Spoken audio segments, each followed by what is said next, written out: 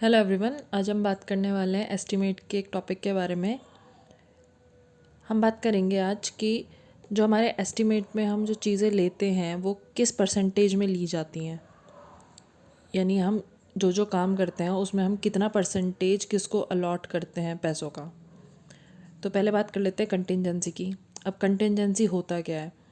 हमने कोई डिज़ाइन बनाया, लेकिन क्या हुआ कि हमें उसे चेंज करना है। घर का कोई डिज़ाइन है, उसे चेंज करना है, या कोई ऐसा हमारा खर्चा आ गया जो हमने पहले एस्टिमेट नहीं किया था, तो वो हम कंटिंजेंसी में रखते हैं। इसे हम 3 से 5% रखते हैं।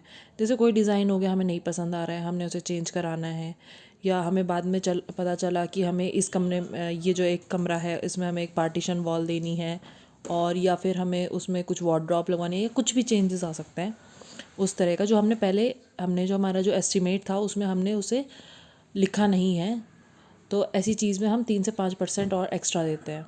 उसके बाद आता है हमारा वर्क चार्ज इस्टेब्लिशमेंट।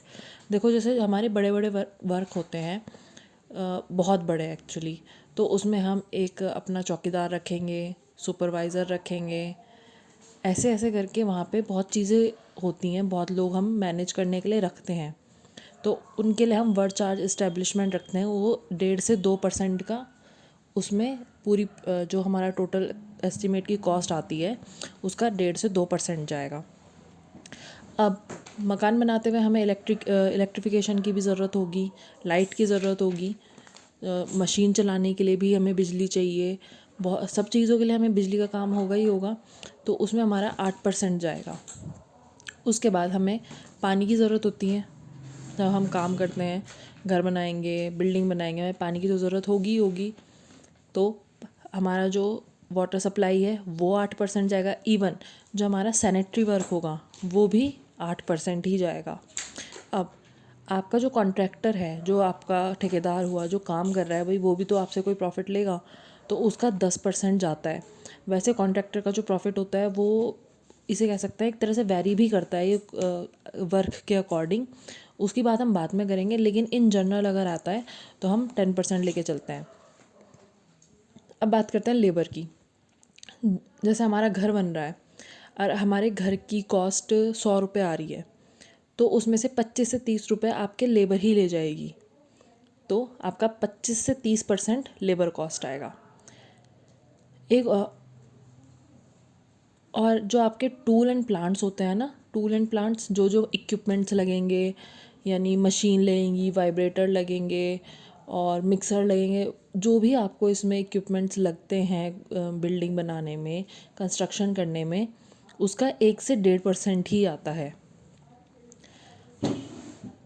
अब बात करते हैं डिपार्टमेंटल चार्ज के बारे में और ओवरहेड कॉस्ट के बारे में।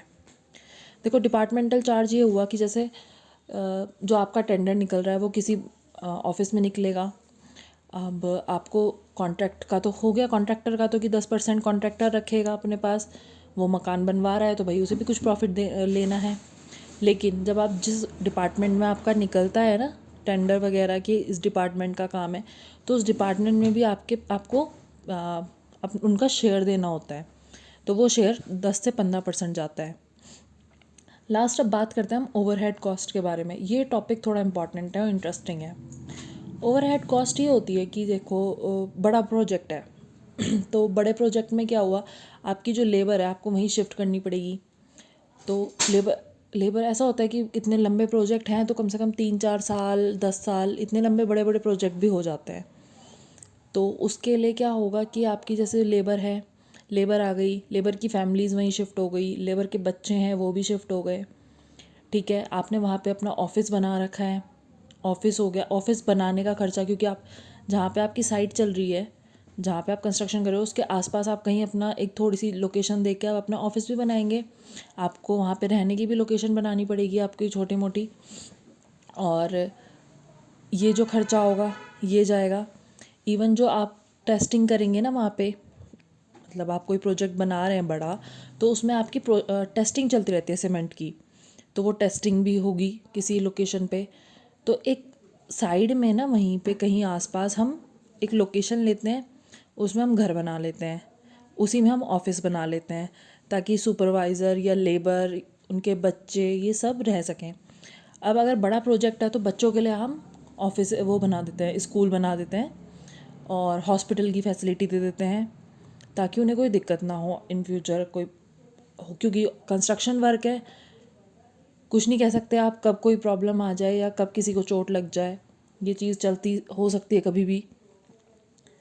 अब जो आपके ऑफिस हैं, ऑफिस में आपका जो जनरल ऑफिस स्टाफ होगा वो इस्टेब्लिश करने का खर्चा यहाँ से आएगा। जो हम कह सकते हैं कागज़, पेन, स्टेशनरी, प्रिंटिंग, ये सारे जो एक्सपेंसेस हैं वो भी ओवरहेड कॉस्ट में आएंगे। इवन जो ट्रैवलिंग एक्सपेंसेस होंगे ना हमें, वो भी इससे ही दिए जाएंगे। और जो टेलीफोन एक्सपेंसेस होंगे, बट टेलीफोन एक्सपेंसेस में आपकी पर्सनल टेलीफोन कॉल्स के लिए पैसे नहीं दिए जाएंगे। जो आपकी ड्यूटी के रिगार्डिंग कॉल्स हुई हैं उन्हीं के पैसे आपको मिलेंगे। या रेंट और किसी चीज़ का हमने कोई चीज़ रेंट पे ली है या टैक्स देना है, वो सारा इससे जाएगा। अब एक चीज़ जो बहुत इम्पॉर्टेंट है वो ये है कि अगर आपके पास ओवरहेड कॉस्ट के लिए आता है कि ओवरहेड कॉस्ट क्या है, और अगर ये सारे ऑप्शन में आए तो आपको ऑल ऑफ द अबव कर देना है। बट अगर आपको सिर्फ एक ही चूज़ करने के लिए है, तो मेन जो काम है ओवरहेड कॉस्ट का वो इसलिए है कि हमें जो कोई दुर्घटना हो जाती है उसमें जो मुआवज़ा देना होता है वो हम इसके अंडर से देते हैं। तो हम इसे बोलेंगे वर्कमैन्स कंपनसेशन इंश्योरेंस। तो हम मेन आंसर जो होगा हम इस पे फोकस करेंगे। ठीक है, थैंक यू गाइज़।